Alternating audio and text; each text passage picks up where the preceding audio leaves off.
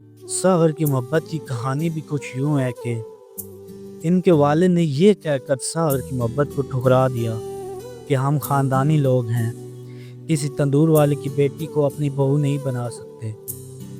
लड़की वालों ने सुना तो गुस्से में आकर लड़की की शादी हफ्साबाद के गांव में कर दी, जो कामयाब ना हो सकी। सागर की महबूबा को जब ये पता चला कि सागर दाता दरबार के करीब रह रहा है, तो उसके पास आ गई और कहा कि मेरे शोहर ने मुझे हाथ भी नहीं लगाया और तुमसे मोहब्बत की दास्तान सुनकर मुझे तलाक दे दी है। अब तुम चाहो तो मुझे साथ रख लो और हम शादी कर लेते हैं।